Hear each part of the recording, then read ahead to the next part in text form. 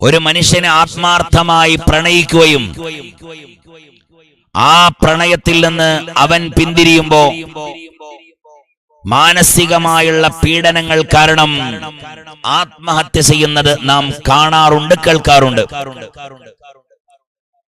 അതേപോലെ തന്നെയാണ് അസാധ്യമായ രോഗം വരുമ്പോൾ, സഹിക്കാൻ പറ്റാത്ത രോഗങ്ങൾ വരുമ്പോ ആ രോഗങ്ങൾക്ക് അവസാനമില്ല എന്ന് കരുതിയിട്ട് അങ്ങനെ ചില ആളുകൾ ആത്മഹത്യ ചെയ്യുന്നത് നാം കണ്ടിട്ടുണ്ട്, കേട്ടിട്ടുണ്ട്. അതുപോലെ തന്നെ പ്രയാസപ്പെടുത്തുന്ന കടങ്ങളുള്ള ആളുകൾ, ഞാൻ ഇപ്പോഴും ഓർത്തു പോകുകയാണ്, മഹാനായ കണ്ണിയത്ത് ഉസ്താദിന്റെ ചാരെ ഞാനിതിന്റെ തുടക്ക പ്രഭാഷണത്തിൽ ഈ വിഷയം അവതരിപ്പിച്ചിട്ടുണ്ട്. മഹാനായ കണ്ണിയത്ത് ഉസ്താദിന്റെ ചാര ഒരു ദിവസം സിയാറത്തിന് വേണ്ടി പോയപ്പോ കണ്ണിയത്ത് ഉസ്താദിന്റെ ഹളറത്തിൽ ഒരു സഹോദരനും ഒരു സഹോദരിയും 2 ആൺമക്കളും നിൽക്കുകയാണ്. കണ്ണിയത്ത് ഉസ്താദിന്റെ മഖാമ കണ്ടവർക്കറിയാം, 4 ഭാഗങ്ങളിൽ ചെറിയൊരു ഗ്രില്ല് മാത്രമേ ഉള്ളൂ. എന്നിട്ട് അതിന്റെ ചുറ്റുഭാഗത്തും ഒരു പച്ചവിരി കൊണ്ട് മറച്ചതാണ്. ആർക്കും അതിന്റെ ഉള്ളിലേക്ക് കയറാം. ഏത് നട്ടപ്പാതിര നേരത്ത് മഹാനായ കണ്ണിയത്ത് ഉസ്താദിന്റെ ഹളറത്തിലേക്ക് വന്നാലും അവർക്ക് സിയാറത്ത് ചെയ്യാൻ പറ്റും. ഞാനൊരു ദിവസം അവിടത്തിലേക്ക് ചെന്നപ്പോഴാണ് പകൽ സമയത്തിൽ ഏകദേശം ഒരു 11 മണി 11:30 മണിയായിട്ടുണ്ട്. സിയാറത്തിന് വേണ്ടി പോയതാ. ആ സമയത്തിൽ ഒരു സഹോദരനും ഒരു സഹോദരിയും മഖാമിന്റെ ഉള്ളിൽ കണ്ണിയത്ത് ഉസ്താദിന്റെ ചാരെ അവിടെ നിൽക്കുന്നതായി ഞാൻ കണ്ടു. ഉടനെ തന്നെ ഞാൻ മഖാമിന്റെ അരികിലേക്ക് വന്ന് ആ സഹോദരനെ അടുത്തേക്ക് വിളിച്ചു. എന്നിട്ട് ഞാൻ ആ സഹോദരനോട് പറഞ്ഞു, സഹോദരാ, മഹാന്മാരുടെ ഹളറത്തിൽ നിൽക്കേണ്ടത് അവരുടെ ജീവിതകാലത്ത് നാം അവരെ എങ്ങനെയാണോ ബഹുമാനിക്കാറുള്ളത് അതിനേക്കാൾ ഏറെ ബഹുമാനത്തോടുകൂടെയാണ് അവരുടെ അരികിൽ നിൽക്കേണ്ടത് എന്ന് ഞാൻ അദ്ദേഹത്തിനോട് പറഞ്ഞു കൊടുത്തു. പിന്നെ ഉടനെ തന്നെ പറഞ്ഞു, സഹോദരാ, കണ്ണിയത്ത് ഉസ്താദ് ജീവിതകാലത്ത് ഒരു പെണ്ണിനെയും നേരിട്ട് കാണാറില്ല, ഒരു പെണ്ണ് വരുന്ന വഴിയിലൂടെ നടക്കാറില്ല. എന്ന് പറഞ്ഞാൽ പെണ്ണ് അയിത്തമായിട്ടല്ല, ഇസ്ലാം പെണ്ണുങ്ങളെ നോക്കരുത് എന്ന് പറഞ്ഞതിന്റെ അടിസ്ഥാനത്തിൽ ഞാൻ പറഞ്ഞു, ഇത് നിങ്ങൾ ചെയ്യുന്നത് ശരിയല്ല. കണ്ണിയത്ത് ഉസ്താദിന്റെ മഖാമിന്റെ ഉള്ളിൽ നിങ്ങളുടെ ഭാര്യയെ നിർത്തിയത് നിങ്ങൾ ശരിയായിട്ടില്ല. ഇതങ്ങ് കേട്ടപ്പോൾ ആ സഹോദരനും അദ്ദേഹത്തിന്റെ ഭാര്യയും 2 മക്കളും പുറത്തേക്ക് ഇറങ്ങുകയാണ്. ഞാൻ പറഞ്ഞു, നിങ്ങളും നിങ്ങളുടെ 2 ആൺമക്കളും ഉള്ളിൽ നിന്നോ. ആ സമയത്തിൽ സുബ്ഹാനല്ലാഹ്, അദ്ദേഹം അദ്ദേഹത്തിന്റെ 2 മക്കളും എന്റെ അരികിൽ വെച്ചുകൊണ്ട് സിയാറത്തിന് എന്നോട് കൂടെ പങ്കെടുത്തു. ആ സിയാറത്തങ്ങ് കഴിഞ്ഞപ്പോ എന്റെ അരികിലേക്ക് ആ സഹോദരൻ വന്നിട്ട് വിളിച്ചിട്ട് പറയാണ്, ഉസ്താദേ, ഞങ്ങളോട് വന്നുപോയ അബദ്ധമാണ്, ഞങ്ങളോട് വന്നുപോയതാ ഉസ്താദേ, ഞങ്ങളാകെ ടെൻഷനിലാണെന്ന് പറഞ്ഞുകൊണ്ട് അദ്ദേഹം അങ്ങ് കരയാൻ തുടങ്ങുകയാ. ആ സന്ദർഭത്തിലാണ് അദ്ദേഹത്തിന്റെ ഭാര്യന്റെ മുമ്പിലേക്ക് വരുന്നത്. ഉസ്താദേ, ഞങ്ങൾ ആകെ ടെൻഷനിലാണ്, കണ്ണിയത്ത് ഉസ്താദിന്റെ മഖാമ് തുറന്നു കിടക്കുന്നത് കണ്ടപ്പോ ഞങ്ങൾ അങ്ങോട്ട് കയറി ചെന്നതാണ് എന്ന് പറഞ്ഞുകൊണ്ട് അവര് പറയുകയാണ്, ഉസ്താദേ, ഞങ്ങൾ ഇന്നലെ രാത്രിയിൽ ഒരു കണ്ണിന്റെ പോള ഞങ്ങൾ അടച്ചിട്ടില്ല. ഉസ്താദേ, ഇന്ന് രാവിലെ ഞങ്ങൾ ഇറങ്ങി പുറപ്പെട്ടതാണ്. ആദ്യം ഞങ്ങൾ മഹാനാകുന്ന മടബൂർ CM വലിയുള്ളാഹി തങ്ങളുടെ അരികിൽ സിയാറത്തിന് പോയി ഉസ്താദേ. അത് കഴിഞ്ഞിട്ട് ഞങ്ങൾ മഹാനായ ശംസുൽ ഉലമായുടെ അരികിൽ ചെന്നു. ഇതാ ഉസ്താദേ, 11:30 മണിയായല്ലോ. ഇപ്പൊ ഇതാ മഹാനായ കണ്ണിയത്ത് ഉസ്താദിന്റെ ചാരത്തും ഞങ്ങൾ എത്തിയിരിക്കുകയാണ് ഉസ്താദേ. ഇതുവരെ ഞങ്ങൾ പ്രഭാത ഭക്ഷണം കഴിച്ചിട്ടില്ല. പ്രഭാത ഭക്ഷണം കഴിച്ചിട്ടില്ല. ഇതങ്ങ് കേട്ടപ്പോ എനിക്ക് സങ്കടം തോന്നി. ഞാൻ പറഞ്ഞു, വിഷമിക്കേണ്ടതില്ല, പ്രയാസപ്പെടണ്ട, ഭക്ഷണമൊക്കെ നിങ്ങൾക്ക് കഴിക്കാൻ കഴിയും. എന്നിട്ട് ഞാൻ ചോദിച്ചു, നിങ്ങളുടെ പ്രയാസം എന്താണ്? ആ സമയത്തിൽ ഈ സഹോദരി പറയാണ്, ഉസ്താദേ, എന്റെ ഭർത്താവായ ഇയാള് ഗൾഫിൽ നല്ല ജോലിയായിരുന്നു, നല്ല ബിസിനസ് ആയിരുന്നു. ആ ബിസിനസിനെ ഒന്നുകൂടെ ഉഷാറാക്കാൻ വേണ്ടി നാട്ടിൽ വെച്ച് ലക്ഷക്കണക്കിന് രൂപകൾ ഓരോരുത്തരോടും കടം വാങ്ങി ഉസ്താദേ. എന്നിട്ട് അവിടെയുള്ള സൂപ്പർ മാർക്കറ്റ് വിശാലമാക്കി അവിടെ എല്ലാം കൊണ്ടും റാഹത്തായ ഒരു അവസ്ഥയിൽ ഇങ്ങനെ ഓടുകയായിരുന്നു. ആ സമയത്തിലാണ് ഉസ്താദ് അവിടെയുള്ള അറബികൾ അവിടെ ജോലി ചെയ്യണമെന്നുള്ള പ്രയാസം വന്നത്. അതുകൊണ്ട് തന്നെ ഉസ്താദ്, എന്റെ ഭർത്താവിന്റെ ഷോപ്പ് ഉണ്ടല്ലോ, അത് എന്റെ കഫീലുമാര് പിടിച്ചെടുത്തു ഉസ്താദ്. എന്നിട്ട് ഈ സഹോദരി പറയാണ്, അങ്ങനെ എന്റെ ഭർത്താവ് ഗൾഫിൽ നിന്ന് ആട്ടം മുട്ടി പ്രയാസപ്പെട്ടുകൊണ്ട് എന്റെ ഭർത്താവ് നാട്ടിലേക്ക് വന്നു ഉസ്താദ്. ഞങ്ങൾക്ക് മനോഹരമായൊരു വീടുണ്ടായിരുന്നു. ആ വീട് ഏകദേശം 10-20ഓളം സെന്റ് സ്ഥലമുള്ള മനോഹരമായ സ്ഥലത്തു നല്ല സുന്ദരമായൊരു വീടുണ്ടായിരുന്നു. ആ വീട്ടിൽ ഞങ്ങൾ സുഖമായിട്ട് കഴിയുകയായിരുന്നു. ഗൾഫെല്ലാം അവസാനിപ്പിച്ച് പ്രയാസപ്പെട്ടുകൊണ്ട് നാട്ടിലേക്ക് എത്തിയപ്പോ എന്റെ ഭർത്താവ് നാട്ടിൽ പിടുത്തം വിട്ടാ വന്നതെന്ന് അറിഞ്ഞപ്പോൾ എന്റെ ഭർത്താവ് കടം വാങ്ങിയ ആളുകളുണ്ടല്ലോ, അവരെല്ലാം എന്റെ വീട്ടിൽ വന്ന് ശല്യം ചെയ്തു ഉസ്താദേ. അവസാനം ഞങ്ങളുടെ വീട് വിൽക്കേണ്ടി വന്നു ഉസ്താദ്. ഞങ്ങളുടെ വീട് പോലും ഞങ്ങൾ വിറ്റു ഉസ്താദേ. ആളുകളുടെ കടങ്ങളെല്ലാം വീട്ടി ഉസ്താദേ. അവസാനം ഞങ്ങളൊരു കോട്ടേഴ്സിലാ ഉസ്താദേ താമസിക്കുന്നത്. ഉസ്താദേ, ഞങ്ങളുടെ നിത്യജീവിതത്തിന് വേണ്ടി എന്റെ ഭർത്താവ് കൈക്കോട്ട് കൊത്താൻ പോകാൻ റെഡിയാണ്, പക്ഷെ ആരും വിളിക്കില്ല. അതുപോലെ തന്നെ പടവിന്റെയും തേപ്പിന്റെയും ടൈൽസിന്റെയും പണിക്ക് പോകാൻ എന്റെ ഭർത്താവ് റെഡിയാ. എന്റെ ഭർത്താവിന് ആരും വിളിക്കില്ല ഉസ്താദേ. നാട്ടിൽ നല്ല പ്രമാണിയായി കഴിഞ്ഞ ആളായിരുന്നു എന്റെ ഭർത്താവ്.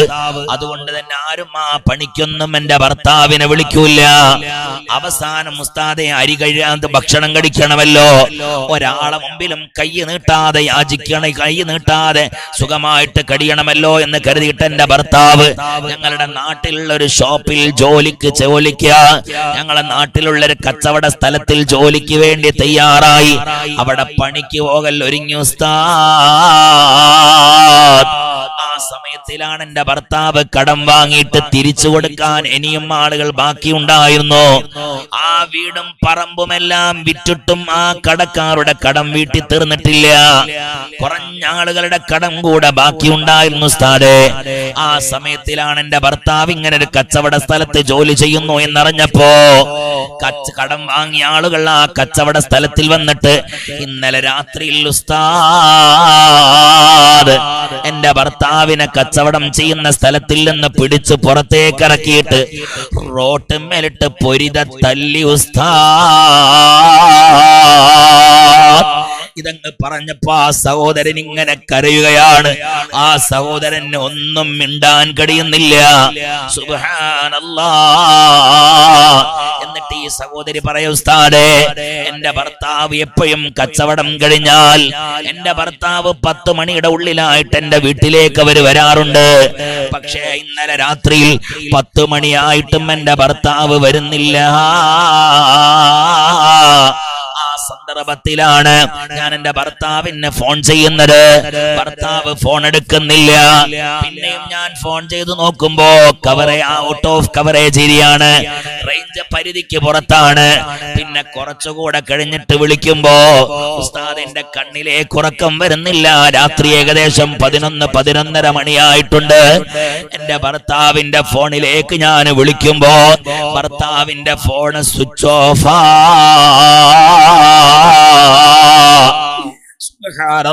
സഹോദരി കണ്ണിയത്ത് ഉസ്താദിന്റെ ചാരത്ത് വെച്ചുകൊണ്ട് വിങ്ങി വിങ്ങി വിങ്ങി വിങ്ങി അവരുടെ മക്കളും ഉമ്മജിയോട് പറയുന്നുണ്ട്, ഉമ്മേ കരയല്ലി, ഉപ്പച്ചിയെ കരയല്ലി എന്നീ മക്കൾ ഇങ്ങനെ പറയുന്നുണ്ട്. ഞാനതെല്ലാം കേട്ടു. കാരണം എന്താണെന്നറിയോ? ഒരാളുടെ വിഷമം ഒരാളോട് ഇങ്ങനെ പറഞ്ഞിട്ട് ആ പറയുന്ന ആളുകളുടെ വിഷമം കേൾക്കാൻ ഒരാളുണ്ടായാൽ അവരുടെ വിഷമം ഒരുപാട് ഇറങ്ങുമല്ലോ. ഞാനതെല്ലാം കേട്ടു നിന്നു. എന്നിട്ട് എന്നിട്ട് ആ സഹോദരി പറയാ, ഉസ്താദേ 11:30 മണിക്ക് എന്റെ ഭർത്താവിന്റെ ഫോൺ സ്വിച്ച് ഓഫ് ആണ്. അങ്ങനെ പിന്നെ അതാ എന്റെ 2 ആൺമക്കൾ ഉറങ്ങി തുടങ്ങിയിട്ടുണ്ട്. ഏകദേശം ഒരു 12-12:30 മണിയായപ്പോ എന്റെ വീടിന്റെ വാതിലിന് ആരോ മുട്ടുകയാണ്. ഞാനങ്ങ് പോയി നോക്കുമ്പോ എന്റെ ഭർത്താവാണ് ഉസ്താദ്. എന്റെ ഭർത്താവിന്റെ 2 കണ്ണുകളും ചുവന്നിട്ടുണ്ട്. എന്റെ ഭർത്താവ് ഇങ്ങനെ വിയർത്തൊലിക്കുന്നുണ്ട്. ആ സന്ദർഭത്തിൽ ഉസ്താദേ, ഞാൻ എന്റെ ഭർത്താവിനെ ഒന്ന് സംശയിച്ചു പോയി. എന്റെ ഭർത്താവ് കള്ളുകുടി തുടങ്ങിയോ? ഒരു സിഗരറ്റ് പോലും വലിക്കാത്തയാളാ എന്റെ ഭർത്താവ്. എന്റെ ഭർത്താവ് ഇതാ കള്ളുകുടി തുടങ്ങിപ്പോയോ എന്ന് ചിന്തിച്ചു പോയി ഞാൻ. അല്ല ഉസ്താദ്, എന്റെ ഭർത്താവ് കള്ളല്ല കുടിച്ചത്. അതിനേക്കാൾ വലിയ ശിക്ഷയുമായിട്ടാ എന്റെ ഭർത്താവ് എന്റെ വീട്ടിലേക്ക് വന്നത്. ഞാൻ എന്താ നിങ്ങൾക്ക് പറ്റിയതെന്ന് ചോദിച്ചപ്പോ എന്റെ ഭർത്താവ് ഒന്നും മിണ്ടുന്നില്ല. നേരെ എന്റെ മക്കൾ കിടക്കുന്ന റൂമിലേക്ക് കയറി ചെന്നു. ഞാനും അങ്ങ് കയറിയപ്പോ എന്റെ ഭർത്താവ് അതാ വാതിലിന് കുറ്റിയിടുകയാണ്. എന്നിട്ട് എന്റെ ഭർത്താവ് എപ്പോഴും കട കഴിഞ്ഞിട്ട് തിരിച്ചു വരുമ്പോ വിശക്കണടി വല്ലതും എടുത്തോ എന്ന് പറഞ്ഞുകൊണ്ട് എന്നോട് ഭക്ഷണം ചോദിക്കുന്ന ഭർത്താവ് പറയാ, ഒന്നും മിണ്ടാൻ പാടില്ല എന്നും പറഞ്ഞതാ. ഉറങ്ങിക്കിടക്കുന്ന മൂത്ത മകനുണ്ടല്ലോ, ആ മൂത്ത മകനെ ഇങ്ങനെ വിളിച്ചിട്ട് അദ്ദേഹം ആ മൂത്ത മകന്റെ ഉറക്കം ഇങ്ങനെ കെടുത്തുകയാണ്. എന്നിട്ട് അദ്ദേഹത്തിന്റെ അരയിൽ നിന്നൊരു കുപ്പിയെടുത്തു ഉസ്താദ്. ആ കുപ്പിയെടുത്ത് എന്റെ മകന്റെ വായിലേ കൊഴിക്കാൻ ഒരുങ്ങിയപ്പോ എനിക്ക് കാര്യം മനസ്സിലായി. ഇത് ചെറിയൊരു വിഷയമല്ല ഉസ്താദേ. ഞാൻ എന്റെ ഭർത്താവിന്റെ കയ്യിലേക്ക് അങ്ങ് വീണു. എന്നിട്ട് ഞാൻ പറഞ്ഞിക്കാ, എന്താ നിങ്ങൾ എന്റെ മകന് കൊടുക്കുന്നത്? എന്താ നിങ്ങൾ എന്റെ മകനെ ചെയ്യുന്നത്? ഇക്ക അങ്ങനെ കാട്ടല്ലിക്ക എന്ന് പറഞ്ഞ് ഞാൻ അവരുടെ കയ്യിൽ പിടിച്ചു തൂങ്ങി ഉസ്താദേ. ആ സമയത്തിൽ എന്തോ ഒരു ഭാഗ്യം കൊണ്ട് ഞാൻ ആർക്കോ ഒരാൾക്ക് ഫാത്തിഹ ഓതിയതിന്റെ ബർക്കത്ത് കൊണ്ട് ഞാൻ ഏതോ ഒരു മജ്‌ലിസിൽ പടച്ചവനെ ഞങ്ങളെ കാക്കണമെന്ന് ഉസ്താദുമാർ ദുആ ചെയ്തപ്പോ എന്റെ കൈ മലർത്തിയിട്ട് ഞാൻ ആമീൻ പറഞ്ഞതിന്റെ ബർക്കത്ത് കൊണ്ടാവാ എന്റെ ഭർത്താവിന്റെ കയ്യിൽ നിന്ന് ആ കുപ്പി തായോട്ട് വീണ് പൊട്ടി ഉസ്താദ്. ആ സമയത്തിൽ എന്റെ ഭർത്താവ് എന്റെ കഴുത്ത് പിടിച്ച് ഞെരുക്കാൻ തുടങ്ങി. ഞാൻ പറഞ്ഞിക്കാ, ചെയ്യല്ലിക്ക. ആ സമയത്തിൽ എന്റെ 2 പൈതമ്മക്കൾ എഴുന്നേറ്റു ഉസ്താദേ. എന്റെ പൈതമ്മക്കൾ എന്റെ കഴുത്തിലേക്ക് എന്റെ ഭർത്താവ് പിടിച്ചു ഞെരുക്കുന്നത് കണ്ടപ്പോ എന്റെ 2 മക്കളും എന്റെ ഈ ഭർത്താവിന്റെ 2 കൈയിലും തൂങ്ങിയിട്ട് എന്റെ കഴുത്തിലുള്ള പിടുത്തം നിർത്തി. ഞാൻ എന്റെ ഇക്കായോട് ചോദിച്ചിക്കാ, എന്താ നിങ്ങൾക്ക് സംഭവിച്ചത്? ആ സമയത്ത് എന്റെ ഇക്കാക്ക എന്നോട് പറഞ്ഞ വാക്കെന്താണെന്നറിയോ? എന്റെ പ്രിയപ്പെട്ട നൂറെ അജ്മീർ കണ്ടുകൊണ്ടിരിക്കുന്ന ഈ വാള് കേൾക്കുമ്പോ കണ്ണിൽ നിന്ന് കണ്ണുനീരൊലിക്കാതെ കേൾക്കാൻ കഴിയുന്നില്ലല്ലോ. കണ്ണിയത്ത് ഉസ്താദിന്റെ ചാരത്ത് വെച്ചുകൊണ്ട് ഞാൻ കേട്ടപ്പോ ഞാൻ ആദ്യമായ കഥാ സഹോദരിയിൽ നിന്ന് കേൾക്കുമ്പോ എന്റെ കണ്ണിൽ നിന്ന് കണ്ണുനീർ വന്നിട്ടുണ്ട്. ഏറെക്കുറെ പ്രശ്നങ്ങളൊക്കെ ഞാൻ കേട്ടാൽ എനിക്ക് കരച്ചിൽ വരൂല്ല, പക്ഷെ അത് കേട്ടപ്പോ ഞാൻ കരഞ്ഞുപോയി. ആ സഹോദരൻ ഉസ്താദേ എന്റെ ഭർത്താവിനോട് പറഞ്ഞതെന്താണെന്നറിയോ? ഇനി ദുനിയാവിൽ ജീവിച്ചിട്ട് കാര്യം ഇല്ല, ഇനി ദുനിയാവിൽ ജീവിച്ചിട്ട് കാര്യമില്ല. ആകപ്പാടൊരു അന്നം നമുക്ക് ലഭിക്കുന്നൊരു മാർഗമായിരുന്നു. ഇന്ന ആളുടെ കടയിൽ പോയിട്ടുള്ള ആ ജോലിയും തൽക്കാലം നിർത്തിയിട്ടുണ്ട്. ഞാൻ ചോദിച്ചു, എങ്ങനെയൊക്കെ? ആ സമയത്തിലാണ് ഈ സഹോദരൻ പറയുന്നത്, സഹോദരൻ ഈ ഭാര്യയോട് പറയാ, എടിയെ ഇന്നത്തെ രാത്രിയിൽ ഏകദേശം ഒരു 7-7:30 മണിയായപ്പോ ഞാൻ കാശ് കൊടുക്കാനുള്ള ഇന്നാലിന്ന ആളുകളെല്ലാം അവിടെ വന്നുകൊണ്ട് എന്നെ കച്ചവടം ചെയ്യുന്ന സ്ഥലത്തിൽ നിന്ന് പിടിച്ചു പുറത്തേക്ക് എടുത്തിട്ട് കൊണ്ട് ബാക്കിയുള്ളവർക്കൊക്കെ നീ പൈസ കൊടുത്തിട്ടില്ലടാ, എന്തേ ഞങ്ങൾക്ക് തരാത്തതെന്ന് പറഞ്ഞ് എല്ലാവരും എന്നെ അടിച്ചു. പെണ്ണേ, ഇത് സഹിക്കാൻ കഴിയാതെ വന്നപ്പോ എല്ലാവരും പെറുപെറുക്കുന്നുണ്ട്. എന്നെ അടിക്കുന്നത് എന്റെ കുടുംബങ്ങൾ കാണുന്നുണ്ട്. എന്നെ അടിക്കുന്ന എന്നോട് ആ സഹോദരൻ പറയാ, ഉസ്താദേ എന്നെ അവര് ആഞ്ഞടിക്കുന്നത് എന്റെ കുടുംബങ്ങൾ കാണുന്നുണ്ട്. അവരാരും മൈൻഡ് ചെയ്തില്ല. അവരെല്ലാവരും പറഞ്ഞ വാക്കിതാണ്, അവനത് കിട്ടേണ്ടത് തന്നെയാ. കാരണം അവൻ ആർഭാട ജീവിതം ജീവിച്ചവനല്ലേ എന്ന് പറഞ്ഞുകൊണ്ട് എല്ലാവരും ഈ സഹോദരനെ ഒന്നുമല്ലാത്തൊരവസ്ഥയിലേക്ക് മാറ്റുകയാണ്. എന്റെ പ്രിയപ്പെട്ടവരെ, ഞാൻ അങ്ങനൊക്കെ ഒരവസ്ഥ വന്നാൽ നിങ്ങൾ എന്ത് ചെയ്യണമെന്ന് ഞാൻ പറഞ്ഞു തരാം. അള്ളാഹു നമുക്ക് നല്ല ബുദ്ധി നൽകട്ടെ. എന്നിട്ട് ഈ സഹോദരൻ പറയാണ്, ഉസ്താദേ അങ്ങനെ മനം നൊന്നുകൊണ്ട് ഉസ്താദേ എന്റെ ഭർത്താവുണ്ടല്ലോ അവിടെ നിന്ന് നേരെ പോകുന്നത് കോഴിക്കോട് റെയിൽവേ സ്റ്റേഷനിലേക്കാണ്. എന്നിട്ട് റെയിൽ പാളം തെരഞ്ഞിട്ട് ആളുകളില്ലാത്ത സ്ഥലത്തിലൂടെ നടക്കുകയാണ്. എന്തിനെന്നറിയോ? റെയിൽ പാളത്തിന് തലവെക്കാൻ.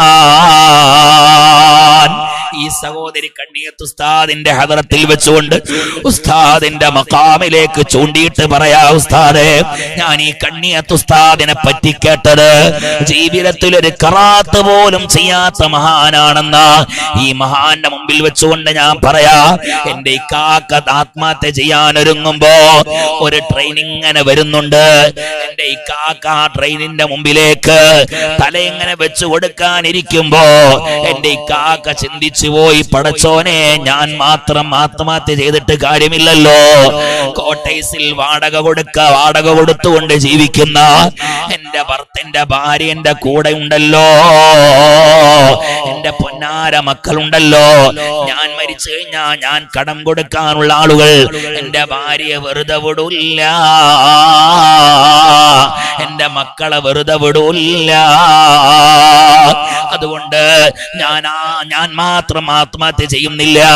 അങ്ങനെ ഉസ്താദ് എന്റെ ഭർത്താവ് എവിടെയോ നിന്ന് കുറച്ച് വിഷം വാങ്ങിക്കൊണ്ടുവരികയാണ്. എന്നിട്ട് ആ വിഷം കൊണ്ടുവന്നിട്ടാണ് എന്റെ മകന്റെ വായിലേ കുടിക്കാൻ വേണ്ടി ഒരുങ്ങിയത്. അപ്പയാണ് ഉസ്താദെ ഞാൻ കൈ പിടിച്ചുകൊണ്ട് എന്റെ ഇക്കാക്കയെ കൈ പിടിച്ചു വെച്ചത്. എന്റെ ഇക്കാക്കയുടെ കയ്യിൽ നിന്ന് ആ കുപ്പിതലത്തോട്ട് വീണുകൊണ്ട് പൊട്ടുന്നതും ആ കഥ എങ്ങനെ എന്നോട് പറഞ്ഞിരുന്നപ്പോ ഞാൻ പറഞ്ഞു, ഇക്കാ